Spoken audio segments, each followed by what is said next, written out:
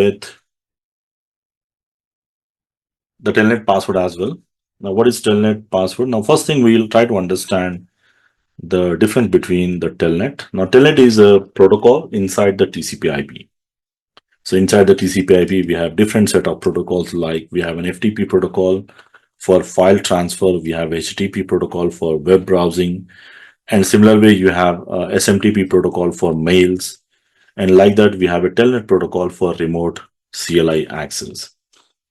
Now, what is remote CLI access? This basically means that whenever you want to go to the CLI of that particular device, the command line of the device, the one option is we have seen the console connection. The console connection is something we have seen. But again, practically console is not always possible. Like, let's say you have a router or you have a switch somewhere in the 5th floor of the office, and maybe I'm sitting in the ground floor, let's say. So my cabin or my room where I actually sit, we are sitting in the ground floor. So every time you want to manage the device, like you want to manage or make some changes to the configurations, it's not possible to go and do the console. And majority of the time you might need to access the switch or a router which is on a remote location.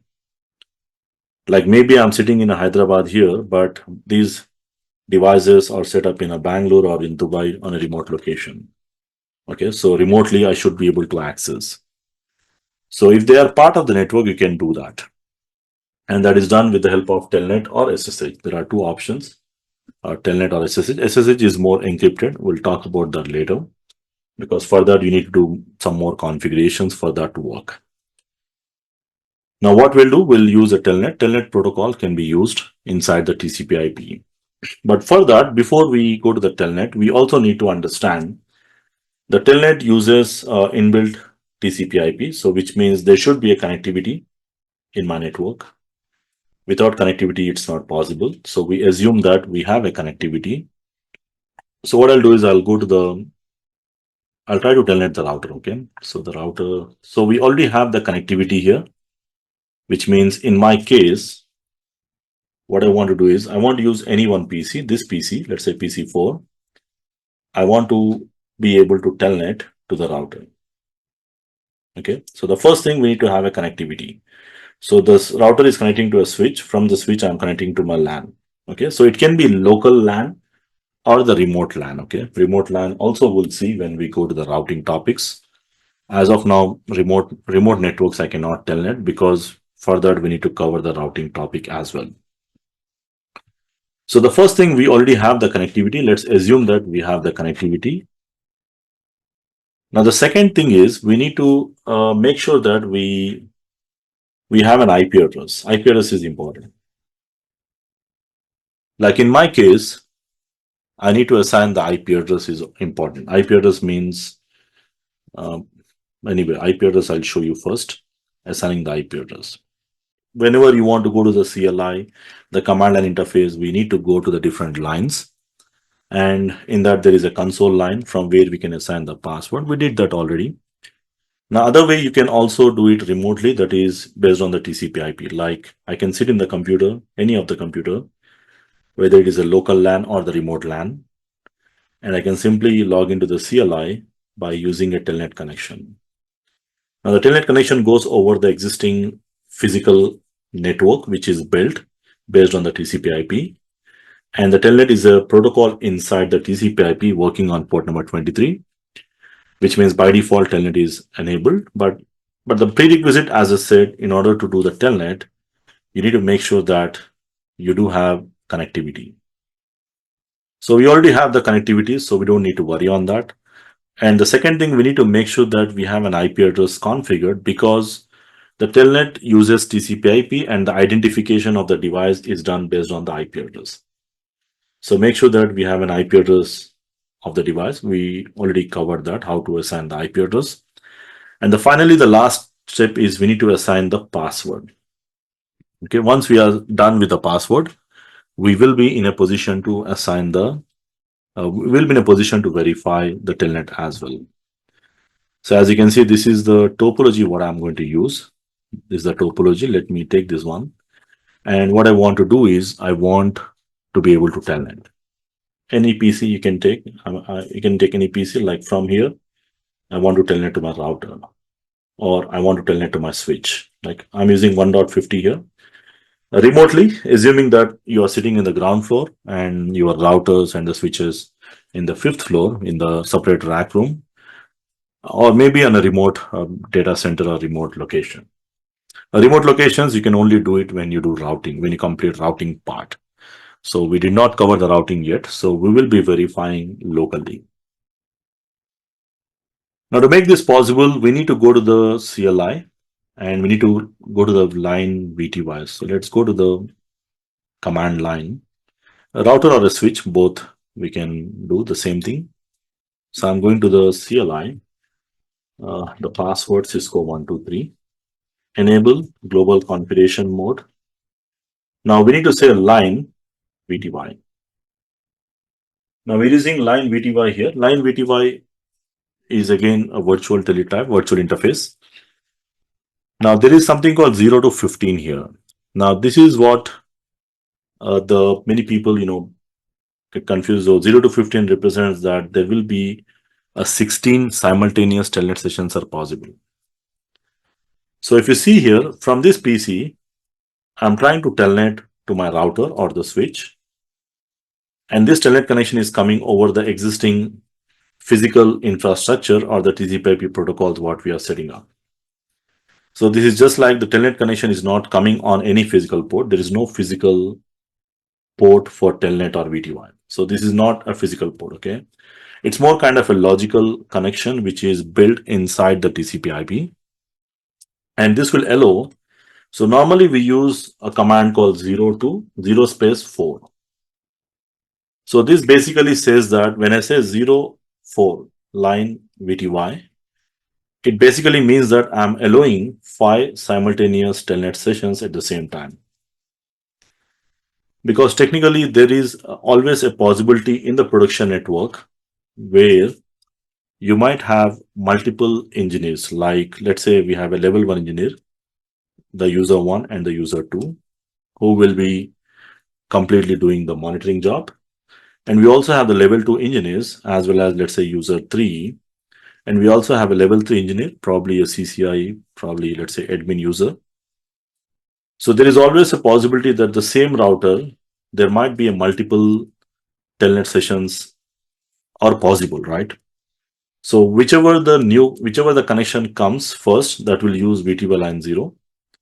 And the next connections use VTY line 1. And the next connection use VTY 2, 3, 4, like that.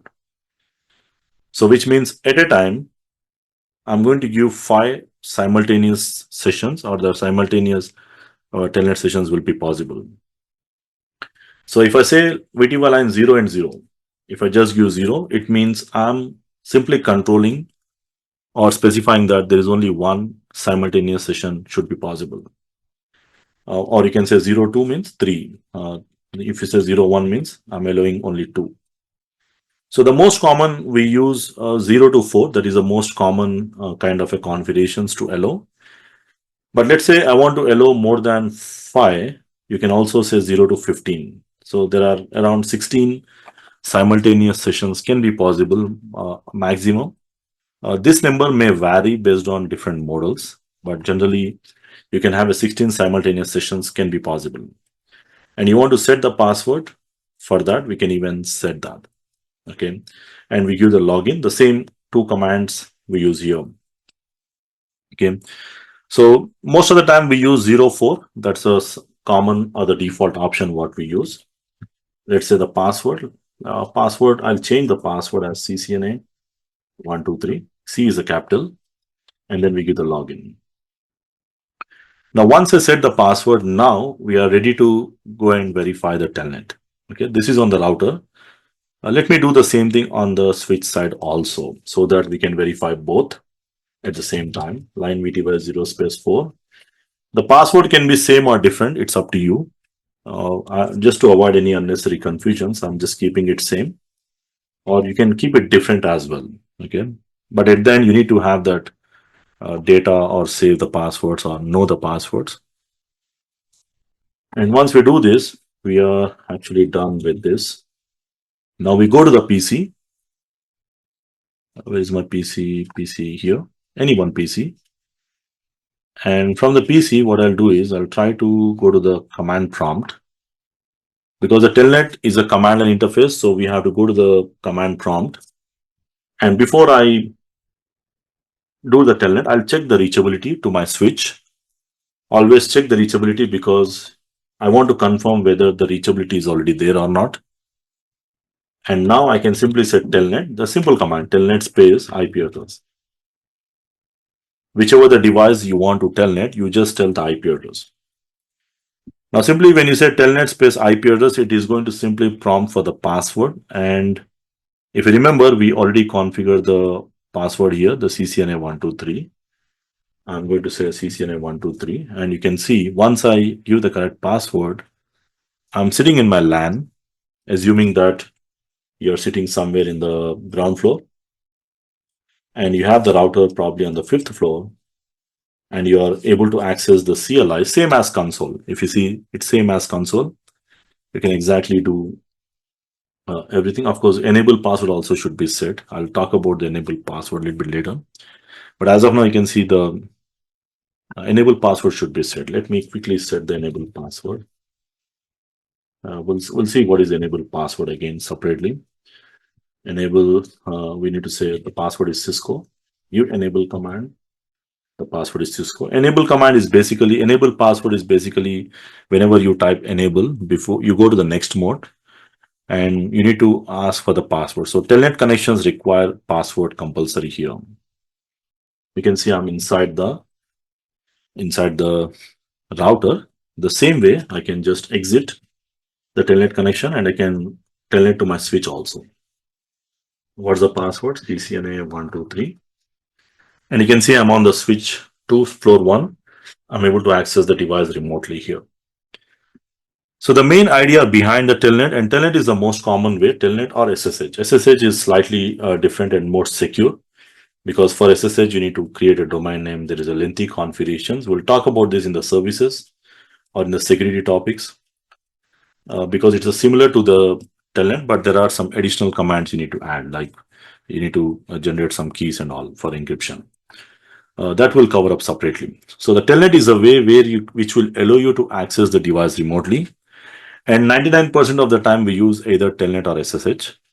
And console is only used at the beginning initially, because initially the routers do not have the configuration. So we use a console connection, which is more common for the initial configuration part. Or if there is any major issue lies your iOS is corrupted, or you are trying to do some backup or some restore kind of things. But most of the time we don't use console. So many people work remotely. Basically you access the network remotely from any place, not from internet. Okay, this is not internet. This is from your local network, either same building or the remote branch office, sitting in the branch office and accessing the head office router if routing is enabled. As we did not cover up the routing, but once you do routing, you can even access the remote branches as well.